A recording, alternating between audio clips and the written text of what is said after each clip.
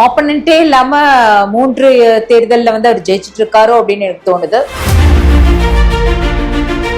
கொள்ளையடித்து தன் குடும்பத்திற்காக அடுத்த தலைமுறையை காவு வாங்கி கொண்டிருக்கக்கூடிய அரசியல் அதிகாரத்தை கைப்பற்றி கொண்டிருக்கக்கூடிய ஒரு குடும்பத்திற்கும் தன்னுடைய குடும்பத்தையே கூறு போட்டு கொடுத்த புலவருடைய குடும்பத்திற்கும் இருமுனை போட்டியா மட்டும்தான் இதை நான் பாக்குறேன். வாழ்வுரிமை கட்சி மேலேயே நிறைய விமர்சனங்கள் வைக்கப்படுதுல, உதயசூரியன்ல போட்டியிடும் போது தெரியலையா? நான் இருந்த இன்னொரு கூட்டணியில நான் திராணியோடு எதிர்த்து பேசின மக்களுக்காக அது குரலா இருந்தது. என்ன அங்கீகரிக்கல அப்படின்னு நினைச்சு பெருமளவுல இளைஞர்களுக்கு நாம் தமிழர் கட்சியை தான் எல்லாருமே பாக்குறாங்க. ஏன்னா பரிச்சயமான ஒரு கட்சியை இப்ப வளர்ந்து வரக்கூடிய கட்சியா இருக்கிறதுனால அந்த இடத்துல அதற்கான ஆப்ஷன் இருந்து சார் மிஸ் பண்ணிட்டாரா? இந்த விடயத்தை பொறுத்த வரைக்கும் இதை நீங்க அவர்கிட்ட தான் கேள்வி எழுப்பணும். விஜய் அவர்களோட கூட்டணிக்கு போவாரா? வாய்ப்பு இல்ல ராஜா. கொளத்தூர்லயே டிஎம்கேக்கு மாற்றுன்னு சொல்றாரு. விஜய் யாருக்கு மாற்றுன்னு சொன்னாரு? திமுகவுக்கு. யாரை எதிர்க்க வந்திருக்கன்னு சொன்னாரு? திமுக. அகற்ற வேண்டிய இடத்துல நீ நிக்காம ஏதோ ஒரு தொகுதியில போய் நீங்க நிக்கிறதுங்கிறது நியாயமா? நினைக்காத ஒரு நபரை கொண்டுட்டு இன்னைக்கு இவர் திணிச்சிருக்காரு. என்னவா திணிச்சிருக்காருன்னா அங்க நிக்கிறது விஜய் தான் சொல்லி திணிச்சிருக்காரு. அப்ப அவர் செஞ்ச அயோக்கியத்தனங்கள் தான் செஞ்சது விஜயா?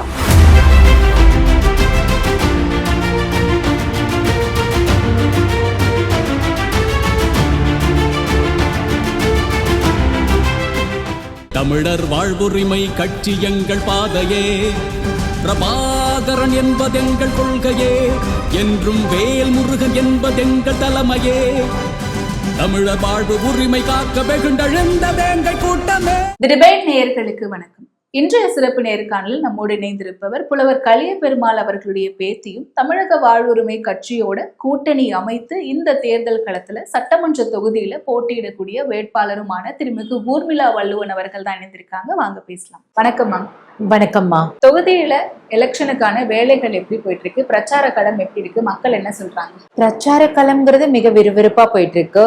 ஆனா நாட்கள் மிக குறைவா, சொப்ப நாட்கள் தான் நம்ம கையில இருக்கிற மாதிரி ஒரு உணர்வு இருக்கு. மக்கள் மத்தியில ஒரு மாற்றம் வேணும் அப்படிங்கிற எண்ணம் நிலவுது அப்படிங்கிறது நமக்கு தெரியுது. மக்கள் மத்தியில அதிருப்தி இருக்கு. ஆண்ட கட்சி மீதும் சரி, ஆளுகின்ற கட்சி மீதும் சரி ஒரு அதிருப்தி இருக்கு அப்படிங்கிறது புரியுது. மாற்றாக வந்த விஜயாவது ஒரு மாற்றத்தை தருவாரான்னு பார்த்தா ஒரு சம்பந்தமே இல்லாத ஒரு தொகுதியில போய் நிக்கிறாங்க அப்படிங்கிற ஒரு வருத்தம் மக்கள் மத்தியில இருக்கு. ஏற்கனவே யார் கட்சியில யாருக்கு மாற்றுன்னு சொன்னாரோ அவங்க கட்சியில ஏற்கனவே இருந்த நபரை கொண்டுட்டு இங்க கேண்டிடேட்டா போட்டிருக்காருங்கிறது மக்கள் மத்தியில் இன்னும் அதிருப்தியை கொடுத்திருக்கு. அப்படிங்கும் பொழுது இந்த கொளத்தூர் தொகுதியில அப்படி போட்டிருக்காங்கன்னும் மக்கள் மத்தியில அதீத அதிருப்தி இருக்கதான் செய்யுது. ஓகே, அதனால ஒரு மாற்றத்தை நிச்சயமா மக்கள் எதிர்பார்த்து தான் நிக்கிறாங்க. இப்ப தமிழக வாழ்வுரிமை கட்சியில கூட்டணியோட சேர்ந்து நீங்க இந்த களத்துல போட்டிட்டு இருக்கீங்க கொளத்தூர் தொகுதியில. இது ஏற்கனவே முதலமைச்சருடைய தொகுதி அப்படின்ற ஒரு பிம்பம் இருக்கிறதுனால, பிம்பம் கிடையாது, அதுதான் உண்மை. சோ அதை கடந்து வெற்றி வாய்ப்புகள் எப்படி சாத்தியமாகும் நினைக்கிறீங்க நீங்க? இல்லம்மா, வெற்றியா தோல்வியாங்கிறது இங்க விஷயம் கிடையாது. மக்களுக்காக நாம நிக்கணும் அப்படிங்கிறது தான் உண்மையான அரசியல் அப்படின்னு நான் நினைக்கிறேன். முதலமைச்சர் தொகுதிங்கிறது ஒரு கட்டமைப்புக்குள்ள கட்டி வைக்கப்பட்டிருக்குங்கிறத தான் நான் பாக்குறேன். ஏன்னா ஆப்பனண்டே இல்லாம 3 தேர்தல்ல அவர் ஜெயிச்சிட்டு இருக்காரோ அப்படின்னு எனக்கு தோணுது. நான் அப்படிதான் உணர்றேன். அதற்கு மாற்றா இருக்கணும், மக்களுக்காக குரல் கொடுக்கணும் அப்படிங்கிறதுக்காக தான் நம்ம இங்க வந்திருக்கோம். முதலமைச்சர் தொகுதி அப்படின்னும் பொழுது மக்களுடைய வாழ்க்கையும் சரி, வாழ்வாதாரங்களும் சரி, ஓரளவுக்காவது நல்லா இருக்கும் அப்படிங்கிற மாதிரியான ஒரு எண்ணம் எனக்கு உள்ள வர்றதுக்கு முன்னாடி இருந்தது. ஆனா உள்ள பார்க்கும் பொழுதுதான் எவ்வளவு பின்தங்கிய மக்கள்லாம் இருக்க முடியுமா, தமிழ்நாட்டுக்குள்ள இருக்காங்களான்னு பாக்குற அளவுக்கான மக்களுடைய சூழல் கொளத்தூர்லயே இருக்கு. இந்த மாதிரியான தொகுதிகள் இருக்கிற இந்த தொகுதிக்குள்ள இந்த மாதிரியான மக்கள் இவர்களுடைய வாழ்வியல் இப்படி இருக்குங்கிறது முதலமைச்சருக்கு தெரியுமாங்கிறதே தெரியல. கொளத்தூர் தொகுதியில ஒரு மெயின் ரோட மட்டுமே பார்த்துட்டு போயிட்டு வந்திருப்பாரோ அப்படிங்கிறது தான் எனக்கு உள்ள அப்புறம் தெரியுது. முதலமைச்சர் இந்த தொகுதிக்காக பல்வேறு விடயங்களை செய்திருக்காரு. இங்க இருக்கக்கூடிய மக்கள் தொடர்ச்சியா வாக்களித்து 3வது முறையா அவரை வெல்ல வச்சிருக்காங்க அப்படின்னும் போது எப்படி மேம் நீங்க ஒண்ணுமே செய்யல அப்படின்னு? அதுதான்மா சொல்றேன், ஆப்பனண்டே இல்லாம ஜெயிச்சிட்டு இருக்காங்களோ அப்படிங்கறது தான் நான் உங்ககிட்ட சொல்லிட்டு இருக்கேன். எல்லாம் செஞ்சிருக்காங்கன்னா அடிப்படை குடிநீர் தேவை கூட இங்க முழுமையா பூர்த்தி செய்யப்படல. ஒரு குடிக்கிறதுக்கு உண்டான குடிநீர் கூட கிடைக்கிறது இல்ல. போதைப் பொருட்கள்ங்கிறது மிக மோசமா ஒரு குழந்தைகள் கையில மிக மோசமா கிடைக்கக்கூடிய அளவுலதான் இங்கேயும் இருக்கு. பொருளாதாரத்துல பின்தங்கிய மக்கள் இங்க பல ஆயிரம் மக்கள் இங்க இருந்துட்டு இருக்காங்க. அப்ப எப்படி நீங்க இது வந்து ஒரு வளர்ந்த ஒரு தொகுதி அப்படின்னு நீங்க எப்படி நீங்க எதை வைத்து நீங்க ஒப்பிடுறீங்க? ஓகே, ஒரு அடிப்படை தேவைகள் கூட ஒரு கழிப்பிடமோ மற்ற விடயங்களோ கூட ஒரு இயல்பா இல்லாத வீடுகள் இன்னைக்கு பல வீடுகள் இருக்கு. ஒவ்வொரு வீடுகளா ஏறி பார்க்கும் பொழுதுதான் மக்கள் வாழ்வியல் வந்து எவ்வளவு மோசமா இருக்கு. வேலை வாய்ப்புகள் இல்லாம இந்த தொகுதியில இருக்கக்கூடிய மக்கள் எவ்வளவு படிச்சுட்டு கஷ்டப்படுறாங்க. நேற்று வந்து பாத்தீங்கன்னா நான் ராபிட்டோல வந்தேன். ராபிட்டோ ஓட்டிட்டு வந்த தம்பி வந்து பாத்தீங்கன்னா MA கோல்டு மெடலிஸ்டான். இன்னைக்கு நம்ம அடுத்த தலைமுறை பிள்ளைங்களோட வாழ்க்கைங்கிறது எப்படி இருக்கு, அவங்களுடைய வாழ்வியலுங்கிறது எப்படி இருக்கு, படிச்சு வைத்த வாயை கட்டியாவது பிள்ளைங்களை படிக்க வச்சுட்டா பிள்ளைங்க அடுத்த தலைமுறை நல்லா இருந்துரும்னு நினைச்சது போக இன்னைக்கு படிக்க வைக்கிறதே வீண் அப்படிங்கிற மாதிரியான மனநிலைக்கு பெற்றோரை தள்ளிட்டு இருக்கோ இந்த அமைப்பு அப்படிங்கிற மாதிரியான ஒரு எண்ணம் தான் வருது. ஓகே, மக்கள் என்ன சொல்றாங்க களத்துக்கு போகும்? மக்கள் கிட்ட பெருவாரியான மக்கள் கிட்ட அதிருப்தி இருக்கதாமா செய்யுது. ஏற்கனவே பிடிவாதமாக ஒரு சிலர் வந்து இதுதான் அப்படின்னு நினைக்கக்கூடியவர்கள் அந்தந்த விடயங்கள்ல அவங்க ஆழமா நிக்கிறாங்க.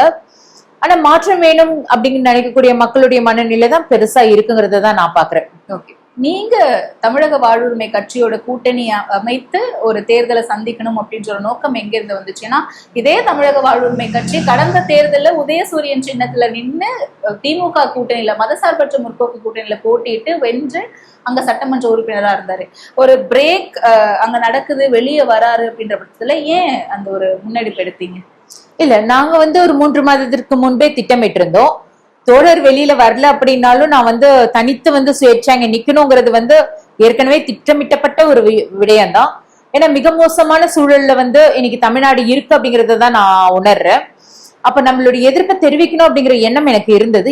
ஏன் அந்த எதிர்ப்பை தெரிவிக்கணும் அப்படிங்கிற ஒரு எண்ணமும் தைரியமும் எங்க இருந்து வந்தது அப்படின்னா, புலவர் கலியபெருமாளுடைய பெயர்த்தினா நான் பிறந்ததே வந்து பாத்தீங்கன்னா புலவருடைய குடும்பத்திற்கு வாரிசாக அல்ல, புலவருடைய குடும்பத்தையே கூண்டோடு அழிச்சுட்டா நீ புலவர் குடும்பத்திற்கு வாரிசே இல்லை அப்படின்னு சொல்லிட்டு அன்னைக்கு இருந்தக்கூடிய அதிகாரிகளும் அன்னைக்கு இருந்தக்கூடிய ஆட்சியாளர்களும் குக்கர்லீட்டு கொண்டுட்டு இருக்கும் பொழுது ஒரு தூக்கு தண்டனை கைதியான எனது அப்பா அவர்களை எனது அம்மா அவர்கள் அன்று திருமணம் செஞ்சுக்கிறாங்க. எதற்கு அப்படின்னா புலவர் குடும்பத்திற்கு ஒரு அரசியல் வாரிசு வேணுங்கிறதுக்காக. அப்படியான ஒரு சூழல்ல பிறந்த பெண் அப்படின்னும் பொழுது நான் இந்த அரசியல் களத்துல இருந்து நான் விலகிடவும் முடியாது. மக்கள் நசுக்கப்பட்டு ஒடுக்கப்பட்டு இன்னைக்கு மக்களுடைய வாழ்வாதாரம் கேள்விக்குறியா இருக்கும் பொழுது நான் அரசியலை விட்டு நான் நகர்ந்தெல்லாம் நிக்க முடியாது இல்லையா. நான் நிக்கணும், எங்க எதிர்ப்பு கொடுக்கணும் அப்படின்னு நினைச்சேனோ இதுதான் சரியான தளம் அப்படின்னு எனக்கு தோணுச்சு. அதனாலதான் இங்க நின்னேன். ஓகே, ஒருவேளை சுயேட்சை வேட்பாளரா நீங்க போட்டியிடணும் அப்படின்னு நினைச்சது மாதிரி நடந்திருந்ததுன்னா இதே கொளத்தூர் தொகுதியை தான் தேர்வு செய்திருப்பீங்களா? இல்ல, இந்த கொளத்தூர் தொகுதியை அவர் எனக்கு கொடுத்ததனால் மட்டுமே தமிழக வாழ்வுரிமை கட்சியோடு இன்று கரம் கொடுத்து நான் நிக்கிறேன். ஓகே, இல்ல சுயேட்சை வேட்பாளரா நிக்கணும் அப்படின்ற ஒரு கொளத்தூர்ல நிக்கணுங்கிறதுனாலதான் நான் சுயேட்சையா நிக்கணும் அப்படிங்கிற ஒரு முடிவிலே இருந்தேன். ஓகே ஓகே, அப்ப தமிழக வாழ்வுரிமை கட்சியில இணைஞ்சதுனால இந்த தொகுதியை கேட்டு ஆமா ஆமா ஆமா. இப்போ நீங்க இப்போன்னு கிடையாது, கூட்டணின்னு கிடையாது, நீண்ட காலமாவே வேல்முருகன் ஐயா அவர்களுடையும் சரி இல்ல தமிழ் தேசியவாதிகளோட தொடர்ச்சியா பயணம் செய்துட்டு இருக்கீங்க. இந்த தேர்தலை எப்படி கணிக்கிறீங்க? நீங்க 4 முனை போட்டி அப்படின்னு சொல்றாங்கல்ல. 4 முனை 5 முறை 6 முனை அப்படின்னு சொல்லிட்டு இருக்காங்க. ஆனா என்னை பொறுத்த மட்டில் கொளத்தூர் பொறுத்த வரைக்கும் 2 முனை போட்டி தாமா. ஒன்று, கொள்ளையடித்து தன் குடும்பத்திற்காக அடுத்த தலைமுறையை வந்து காவு வாங்கி கொண்டு இருக்கக்கூடிய அரசியல் அதிகாரத்தை வந்து கைப்பற்றி கொண்டு இருக்கக்கூடிய ஒரு குடும்பத்திற்கும் மக்களுக்காக, மக்களுடைய வாழ்வாதாரத்திற்காக, மக்களுடைய சுயமரியாதைக்காக, மக்களுடைய சுதந்திரத்திற்காக தன்னுடைய குடும்பத்தையே கூறு போட்டு கொடுத்த புலவருடைய குடும்பத்திற்கும் இருமுனை போட்டியா மட்டும்தான் இதை நான் பாக்குறேன். கொள்கையா இல்ல வந்து கொள்ளையடித்த கூட்டமாங்கிறது தான் நான் 2 முனை போட்டியா மட்டும்தான் இதை நான் பாக்குறேன். இல்ல வெற்றியா தோல்வியாங்கிறது எல்லாம் எனக்கு விடயமா நான் பாக்கல. நான் என்ன சொல்றேன் அப்படின்னா, என்னுடைய நிலைப்பாடு என்னவா இருக்குன்னா, மக்களுக்காக நம்ம இருக்கோங்கிறத நம்ம சொல்லணும். மக்களுக்காக நம்ம இருக்கோம் அப்படிங்கிற ஒரு விடயங்களை வந்து மக்கள் கிட்ட நம்ம கொண்டுட்டு போகும் பொழுது மட்டும்தான் மக்களுக்கு ஒரு தைரியம் வரும்.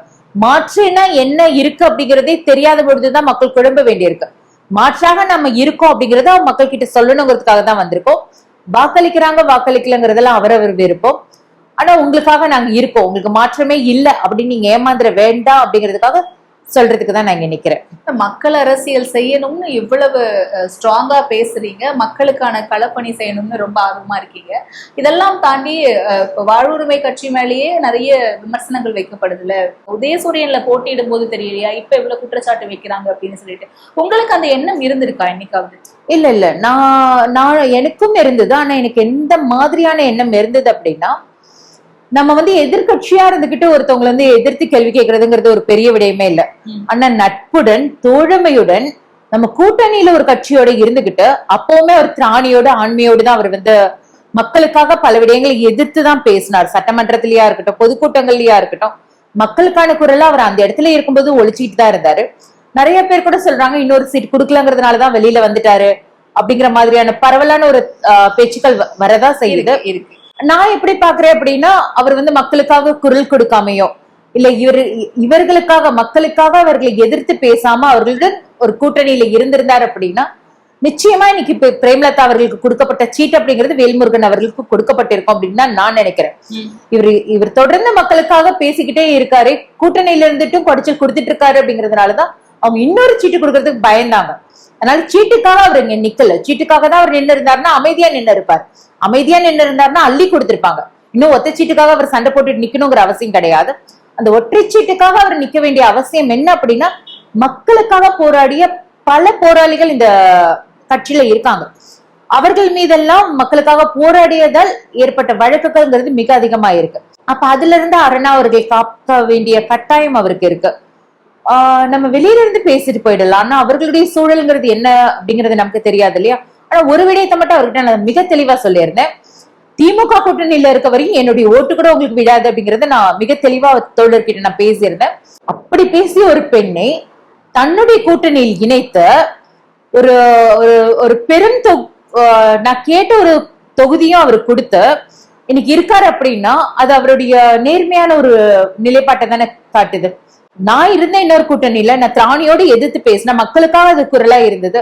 என்னை அங்கீகரிக்கல அப்படின்னு நினைச்சிட்டு இருந்த ஒரு மனிதர் என்ன வந்து ஒருத்தவங்க எதிர்த்து பேசுறாங்க அப்படின்னா இது கொடிச்சல் அப்படி நினைக்கல அப்படின்னும் பொழுது, அவங்க நம்மோடு கூட்டணியில இருக்கணும் அப்படின்னு நினைக்கும் பொழுது அவருக்கு வந்து ஒரு இடிப்பாறையாக ஒரு தோழமைகள் வேணும் அப்படிங்கறத அவர் நினைக்கிறாரு, ஒரு போராளிகள் வேணுங்கிறத நினைக்கிறாரு.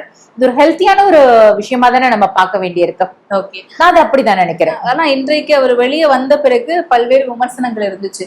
சீமான் அவர்களோட போய் கூட்டணி வைக்க போறாரா? ஏன்னா இன்னைக்கு தமிழ் தேசியம் பேசக்கூடிய கட்சிகள் அப்படின்னு பார்த்தோம்னா பெருமளவில் இளைஞர்களுக்கு நாம் தமிழர் கட்சியை தான் எல்லாருமே பாக்குறாங்க. ஏன்னா பரிச்சயமான ஒரு கட்சியா இப்ப வளர்ந்து வரக்கூடிய கட்சியா இருக்கிறதுனால இப்ப அந்த இடத்துல அதற்கான ஆப்ஷன் இருந்து சார் மிஸ் பண்ணிட்டாரா வேல்முருகன் சார், இல்ல ஆப்ஷனே வேண்டாம் அப்படின்னு க்ளோஸ் பண்ணிட்டாரா அப்படின்ற ஒரு பார்வை இருக்கு? இல்ல, என்னுடைய பார்வையில அவர் அதற்கான முயற்சி எடுத்தாரு. ஆனா கதவுகள் அதற்கு சரியான வழி கொடுக்கல அப்படிங்கிற மாதிரி தான் நான் யோசிக்கிறேன். ஓகே, இந்த விடயத்தை பொறுத்த வரைக்கும் இதை நீங்க அவர்கிட்ட தான் கேள்வி எழுப்பணும். ஒருவேளை அப்படி இணைஞ்சிருந்தாங்க அப்படின்னா அவருடைய அரசியல் நீங்க எப்படி பார்த்திருப்பீங்க?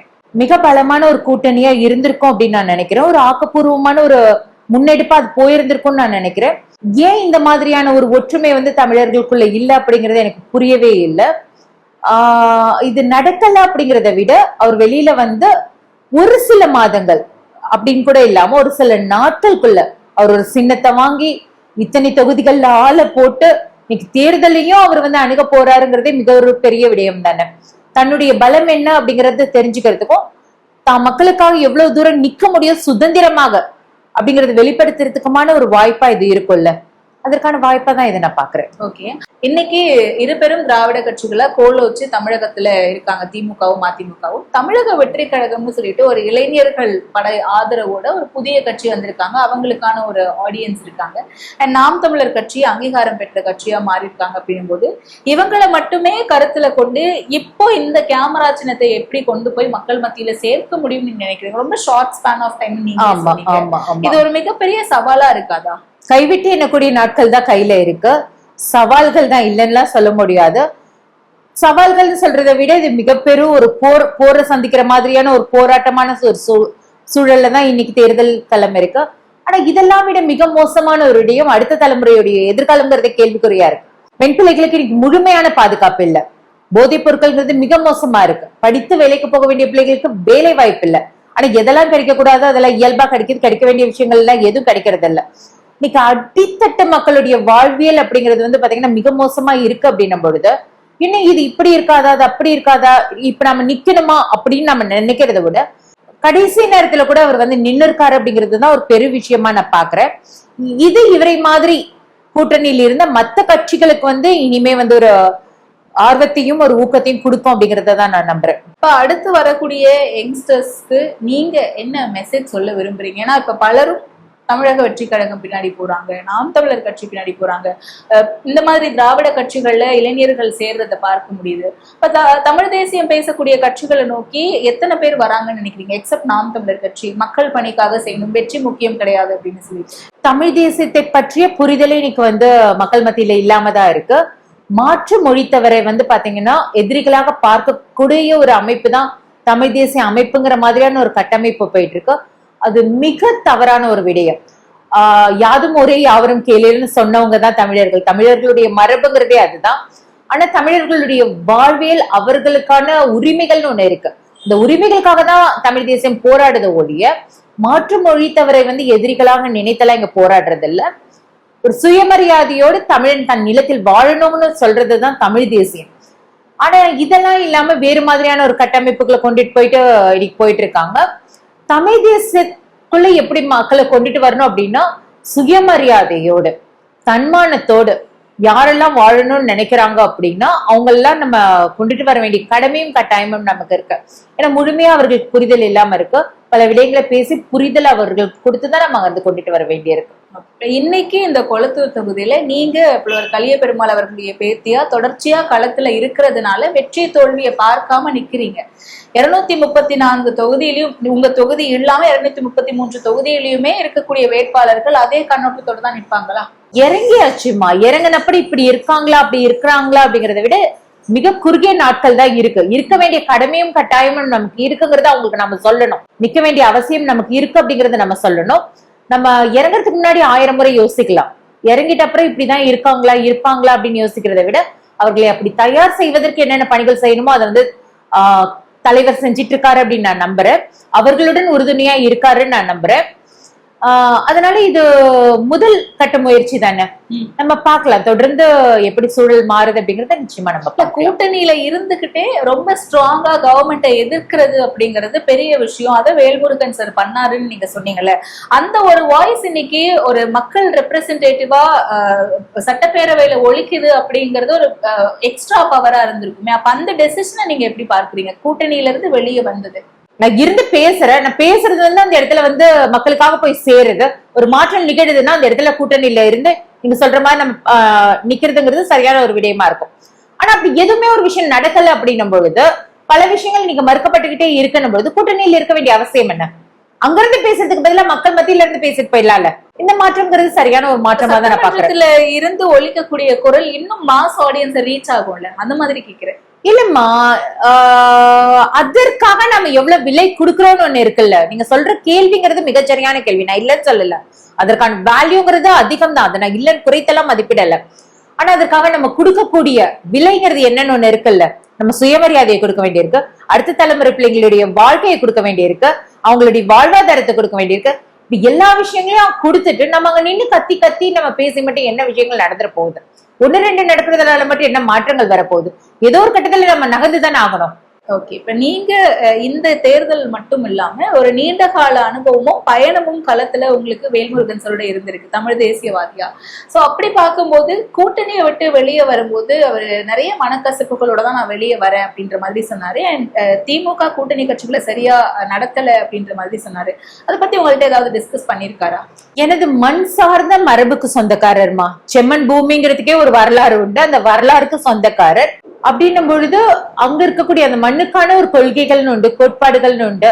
அந்த வகையில நாங்க 2 பேருமே பாத்தீங்கன்னா ஒற்றை குடும்பத்தை சார்ந்த வாரிசுகளா தான், கொள்கை சார்ந்து போகும்பொழுது ஒற்றை குடும்பத்தை சார்ந்த வாரிசுகளா தான் பயணிச்சுட்டு இருக்கோம். அந்த மரியாதையும் மதிப்பும் அவருக்கு என் மீதும் உண்டு, எனக்கு அவர் மீதும் அதீதமாக உண்டு. கூடுதலாக இன்னைக்கு பாத்தீங்கன்னா ஓட்டு அரசியலுக்குள்ள ஒரு பெண் வரும் பொழுது தன்னுடைய சுயமரியாதையை இழக்க வேண்டியிருக்கோம், தன்னுடைய சுதந்திரத்தை இழக்க வேண்டியிருக்கோம். பல ஆயிரம் ஆண்களின் கட்டுப்பாட்டுக்குள்ள ஒரு பொம்மை மாதிரியான நிற்கக்கூடிய நிலைக்கு பெண்கள் தள்ளப்படக்கூடிய சூழலை நான் பலமுறை பார்த்திருக்கேன். அதனாலதான் இந்த ஓட்டரசியலுக்குள்ள நான் வராமையே இருந்தேன். ஆனா தோழர் அவர்களுடன் கரடம் கோர்த்து நிற்கும் பொழுது அத்தகைய பிரச்சனைகளா இல்லாம என்னுடைய சுயமரியாதையோடும் எனக்கான முழு சுதந்திரத்தோடும் நான் நகர முடியுது அப்படிங்கிறது ஒரு மகிழ்ச்சியான ஒரு விடயமா தான் இருக்கு. அவரு கசப்பான சூழல்களை உங்ககிட்ட பகிர்ந்துகிட்டாரா அப்படின்னு நீங்க கேட்டீங்க. பல முறை கூட்டணியில் இருக்கும் பொழுது பல நெருக்கடியான விடயங்களை வந்து என்னுடன் மட்டுமல்ல பல தோழமைகளுடன் கூட்டங்கள் அவர் பேசும்பொழுது அது பதிவு பண்ணிக்கிட்டே தான் இருப்பாரு. அவர் வெளியில வரணுங்கிறது வந்து மிக நீண்ட நாட்களாக இருந்தும் பயனற்று இருக்கோமே அப்படிங்கிற மாதிரியான சூழல்ல மிக நீண்ட நாட்களாக அவருக்கு இருந்ததா இருந்தது. ஆனா ஒரு அழுத்தம் இருந்தது. அவருடன் கைகோர்த்து நின்றவர்களுடைய விருப்பு வெறுப்புகளையும் அவர் உள்வாங்க வேண்டியிருந்தது. அதற்காக அவர் சில காலங்கள் வந்து அதை பல்ல கடிச்சிட்டு கடந்துட்டு இருந்தாருன்னு தான் நான் பாக்குறேன். தேர்தல் நெருக்கத்துல எடுத்த முடிவு கிடையாதானா அது? அடித்தட்டு மக்களுடைய வாழ்வாதாரத்திற்காக போராடக்கூடிய மனிதர்களுடைய குரல்களை தொடர்ந்து நசுக்கப்பட்டு இருக்கு. அந்த மக்களுக்காக குரல் எழுப்பப்படுறதுங்கிறது வந்து தொடர்ந்து கேலிக்கு உட்படுத்தப்படுது அப்படின்னா அந்த மனிதனால எவ்வளவு நாட்கள் அங்க பயணிச்சுட்டு இருக்க முடியும் நீங்க நினைக்கிறீங்க?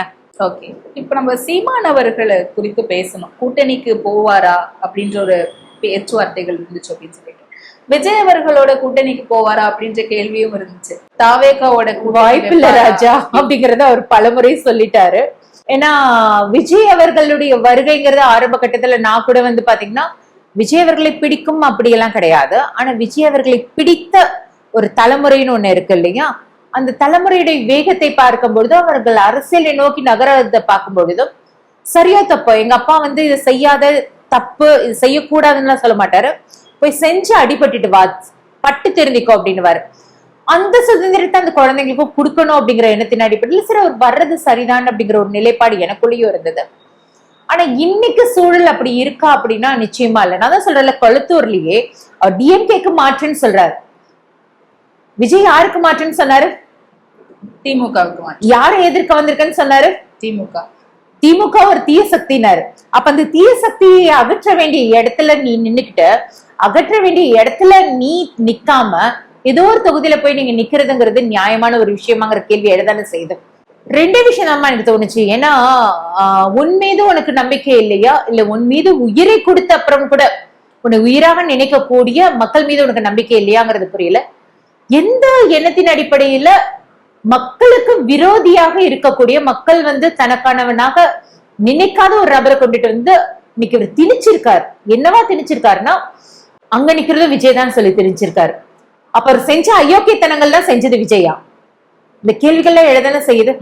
அடுத்த தலைமுறை பிள்ளைகளுடைய வாழ்வாதாரத்தெல்லாம் நான் இன்னும் முடக்கி விட்டுட்டு நான் எப்படி வந்து உன்னை நான் வந்து ஆதரிக்க முடியுங்கிற கேள்வி எனக்குள்ள வரதானே செய்யுது. ஒருவேளை விஜய் இங்க நின்று இருந்தாரு அப்படின்னா, தானியோடு நின்று இருந்தாருன்னா நான் இங்க வந்து நின்று இருக்க வேண்டிய அவசியமே இல்லை. நான் என்னுடைய பகுதியில நின்று இருந்தேன்னா நான் வந்து பாத்தீங்கன்னா அங்க வந்து நான் ஒரு வின்னிங் கேண்டிடேட் ஆகிறதுக்கான வாய்ப்புகள் பல உண்டு. ஆனா தொகுதி விட்டு தொகுதி வந்து ஊர் விட்டு ஊர் வந்து இன்னைக்கு இந்த இடத்துல நான் நிக்கிறேன் அப்படின்னா ஒற்றை புள்ளி மக்களுக்காக நான் நிக்கிறேன்னு நான் சொல்ல வந்திருக்கேன். அந்த திறனும் திராணியும் தைரியமும் உனக்கு ஏன் இல்ல? இந்த தேர்தல் முற்றிலுமா சுத்தி சுத்தி விஜய் அவர்களுடைய இம்பாக்ட் இருக்கும், விஜய் ஒரு ஃபோர்ஸான பார்ட்டியா வந்துகிட்டு இருக்காரு அப்படிங்கறத மையப்படுத்தி தானே போய்கிட்டு இருக்கிறத இல்லம்மா, மகிழ்ச்சிமா அப்படி வந்ததை நான் வந்து ரொம்ப மகிழ்வோடு தான் பாக்குறேன். நான் ஆரம்ப கட்டத்துல அவர் வராருன்னு சொல்லும்போது நான் ஆதரிச்சு பண்ண காணொலிகளையும் நான் கொடுத்திருந்தேன். அரசியல வந்துட்டீங்க, நீங்க என்னவா இருக்கீங்க, எப்படி நகர்றீங்க அப்படிங்கிற ஒரு பாதை இருக்குல்ல, அது புரிதலோடு பார்த்தாங்க அப்படின்னா மக்களுக்கு நிச்சயமா புரியும். இன்னைக்கு நான் போய் ஒரு கேன்வாசிங் போகும் பொழுது வீடு வீடா போய் நாங்க பிரச்சாரம் பண்ணிட்டு இருக்கும் பொழுது அங்க மட்டிப்பந்து கிரிக்கெட் விளையாண்டுட்டு இருந்த ஒரு குழந்தைங்க வந்தாங்க. வந்துட்டு நாங்களாம் விஜய்க்கு தான் போடுவோம், நாங்களும் டிவிக்கு அப்படின்னாங்க. நான் சொன்னேன் நாங்களும் டிவிக்கே தான், நாங்க தான் ரியல் டிவிக்கு அப்படின்னு. அவங்க சிரிச்சுட்டு இல்ல நாங்க தான் டிவிக்கு, நாங்க விசில் சின்னம் அப்படின்னாங்க. நான் கேமரா சின்னண்டா கண்ணு அப்படின்னு. அப்புறம் நான் கேட்டேன், சரிடா தங்கம் நீ இவ்வளவு சொல்றல, உன்னுடைய வாக்க நீ வந்து அவர் நீ போடும் பொழுது, ஏன்னா ஒரு 5வது 6வது வகுப்பு படிக்கக்கூடிய ஒரு குழந்தைங்க தான் அதுங்க, நீ வந்து போடக்கூடிய வயதுக்கு நீ வரும் பொழுது நிச்சயமா ஒரு அரசியல் புரிஞ்சிட்டு இருப்பாரு. அன்னைக்கு உனக்காகவாவது அவர் மாறி இருக்கணும்னு நான் வேண்டிக்கிறேன். இன்னைக்கு அவர் மாற்றுன்னு சொன்னார்ல, உன் இந்த தொகுதியில நின்று இருக்கணும்ல அப்படின்னு கேட்டா, ஆமா ஆண்டி அவர் நிக்கல. சேப்பாக்கலையாவது நின்று இருக்கணும்ல, ஆமா ஆண்டி அவர் நிக்கல. சரிடா கண்ணு ஏன் நிக்கல? இன்னைக்கு ஆண்டி கொண்டனா நீ வந்து கேள்வி கேட்க மாட்டேன், ஆனா அவருக்கு கொண்டனா கேள்வி கேட்டிருப்பியா மாட்டியா? நிச்சயமா விட மாட்டேன் ஆண்டி. அப்ப ஏன் அவர் வந்து நிக்கல அப்படின்னா அவங்க கிட்ட குழந்தைங்க கிட்ட பதில் இல்ல. கூடுதலாக அந்த குழந்தைங்க கிட்ட சொல்றோம் யாரை நிக்க வச்சிருக்காரு அப்படின்னு சொல்லும் பொழுது, ஆண்டி எங்க சின்ன கேமராக்குன்னு சொல்லிட்டு போகுதுங்க. இதை விட மிக வேடிக்கையான ஒரு விடயம் என்னன்னா, 2 இளம் வயது பிள்ளைகள் இருக்காங்க. நான் அவங்க கிட்ட போய் பேசுறேன். அதுல ஒருவர் வந்து நான் பேசக்கூடிய விடயங்களை காது கொடுத்து கேட்கிறாப்புல. இன்னொரு பையன் என்ன சொல்றாப்புல, எனக்கெல்லாம் ஓட்டே இல்லைங்க, என்கிட்ட எதுக்குங்க வந்து பேசுறீங்க அப்படின்னாப்புல. நான் வந்து சொன்னா உங்ககிட்ட ஓட்டு இல்லைன்னா பரவாயில்லப்பா, நான் உனக்கு சில விஷயங்களை கடத்தணுங்கிறதுக்காக தான் வந்து பேசுறேன். இங்க பாரு, இந்த குழந்தைகிட்ட நான் பேசினேன், இந்த குழந்தைக்கு ஓட்டு இருக்குமா, ஒரு 5வது படிக்கிற குழந்தைக்கு ஓட்டு இருக்குமா, ஆனா அவனுக்கு சில விஷயத்தை புரிக்கணுங்கிறதுக்கோசரம் அவங்ககிட்ட நான் 10 நிமிஷத்துக்கு மேல நின்னு பேசியிருக்கேன். எனக்கு அவங்ககிட்ட பேசுறதுனால ஓட்டு விழாது அப்படின்னாலும் அந்த குழந்தைய எஜுகேட் பண்ண வேண்டிய கடமை எனக்கு இருக்குங்கிறதுனால நாங்க நின்று பேசியிருக்கப்பா அப்படின்னோடனே அங்க இருந்து வந்து, அண்ணா அவங்க சொல்றாங்கல்ல கொஞ்சம் புரிஞ்சுக்கோ, என்ன ஏன்னா பிடிவாதமா இருக்க கேளுன்னா, உன்னோட சின்ன தண்ணி உன்னோட ஓட்டை வந்து நீ கேமரா போடுனான்னு சொல்லிட்டு அந்த குழந்தை நகருது. எனக்கு கண்கள்ல தண்ணீர் தான் வந்தது.